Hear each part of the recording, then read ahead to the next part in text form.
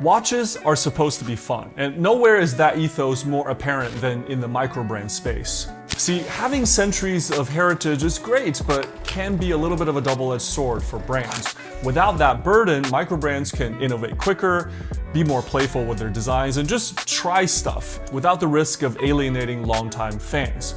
Now, I go through a lot of microbrand watches, but once in a while, I see one that stands out and it sticks in my collection. And over the years, there's been about a dozen that I've collected. So let me tell you about them.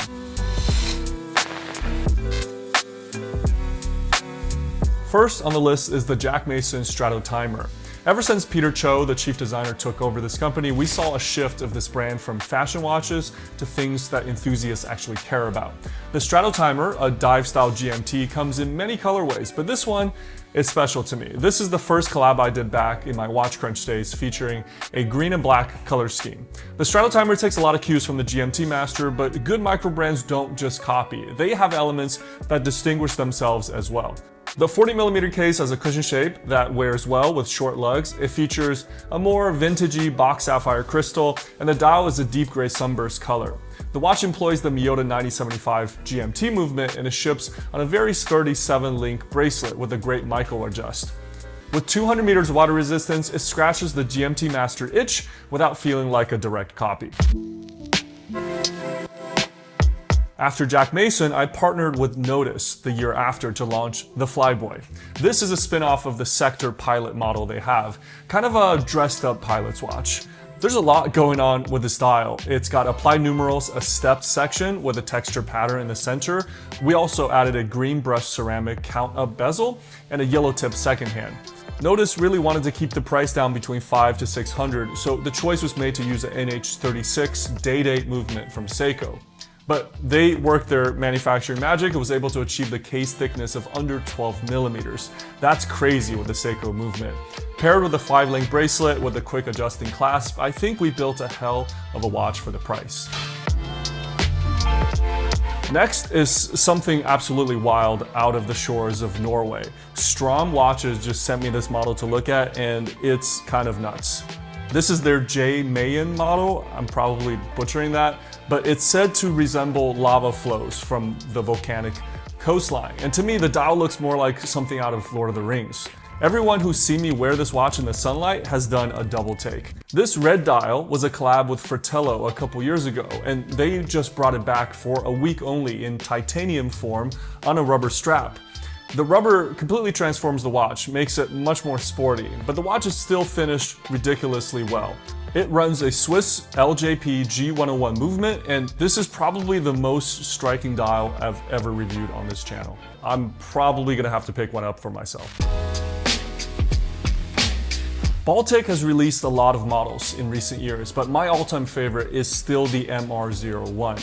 A twist on the Calatrava, this little 36mm dress watch is dripping with design energy. The salmon dial has a grainy finish, big polished leaf hands point at exaggerated Breguet numerals. The case has a longish lug-to-lug of 44, and I chose the beads of rice bracelet because I felt like it was fitting for that vintage vibe.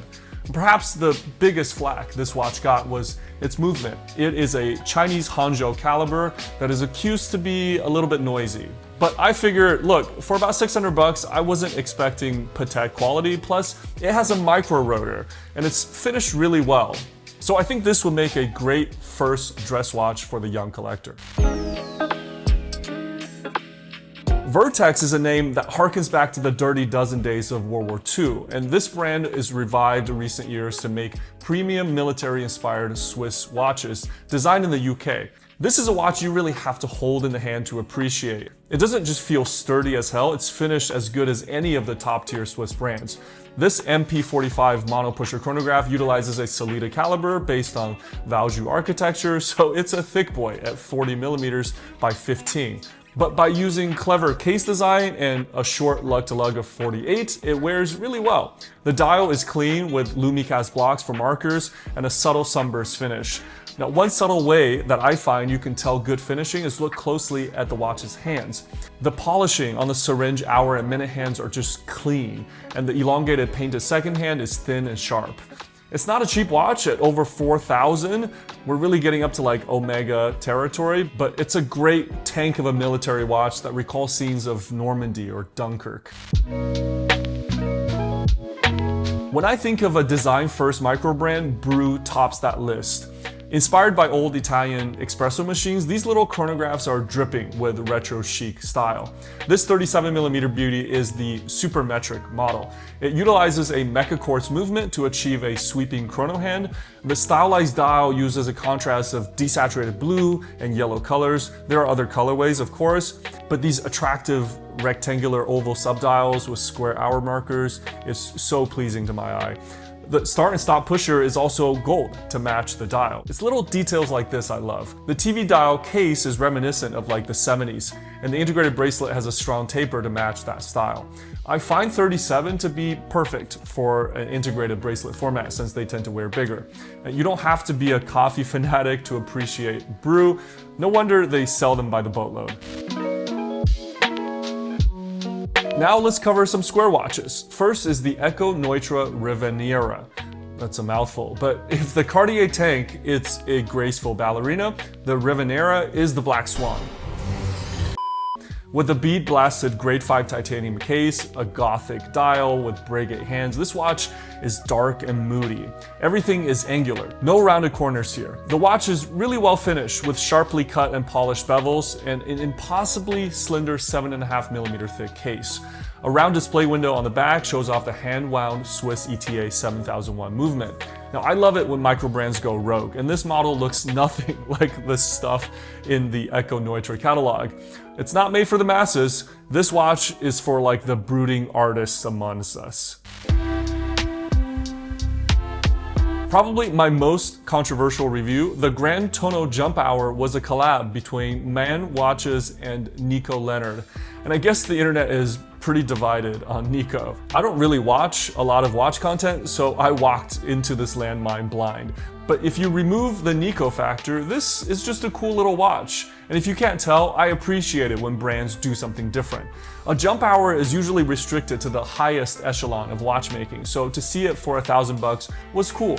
In the hand, the watch is very well finished with contrasting surfaces between a satin somber style to the brushed surround to a polished border that extends into the lugs. The big criticism here was the use of a modified seagull movement. So I hope they bring this back with something Swiss to appease the naysayers. But look, you can't make everybody happy. So like I said in the comments of my review, I cover watches I personally like on this channel, and we don't have to all agree. Now, Christopher Ward in 2022 dropped a bomb on us. The brand we're used to seeing divers and field watches come out of suddenly showcased the Sonnery movement encased in something that looks like it came straight from the shops of MB&F. I snatched up a green limited edition early on, and in the metal, it's gorgeous. The finishing is on point and the dial is fantastic. Of course, it's impossible to actually tell the time, but that's not really the point, right? All of the internal guts are on full display, and when you move that little red bird beak to the chime position and wind the watch past 12, it's literally music to the ears.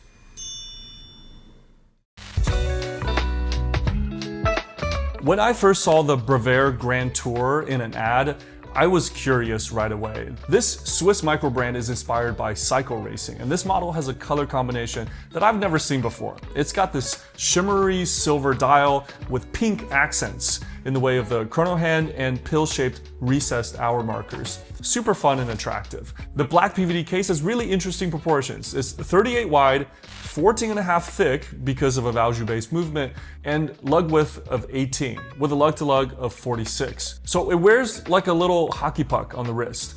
I have it on a Barton silicone strap that perfectly matches the shade of the dial. So the next time I put on my leotard and head to the local velodrome, you bet this Brever will be on my wrist. As we hit the home stretch, I have another notice in the collection. I just noticed. The Trail Trekker was a collab between them and Raven watches, and this thing is just unique. It's got this tough DLC coating that gives the case a brownish gray matte finish, looking super rugged, tactical. The dial looks very Tudor-esque, with applied square gunmetal markers and a big yellow GMT hand that just leaps out from the muted background. Run by the Miyota 9075 jump hour movement. The fixed 24-hour bezel is sloped and is a very Rolex Explorer 2 vibe. The case is perfectly sized for my wrist at 39.5 by 12. Now, I'm not sure what occasion this watch is made for, like a great weekend beater or apocalypse survival tool, but whatever the occasion, every time I put it on, it makes me smile. Another watch that came out of left field was this Circula Facet. Circula is an old German brand revived by the grandson of the proprietor, and the 38mm integrated bracelet watch has a design very fitting for its name. This watch is all about the angles. The circular bezel, for example, actually is formed by a series of overlapping flat surfaces. This design theme extends to the well-executed bracelet.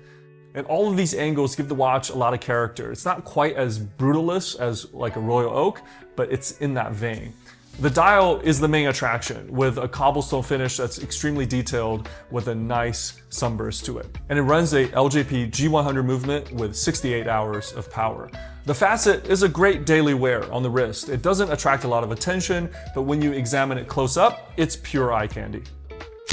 So listen, if you're bored with big brands, I really think Microbrands is where the fun is happening and a lot of innovation is taking place. Which small brand do you have your eye on? Share your thoughts with me on the Anachronist Discord. The invite is in the description. All right, guys, see you next time.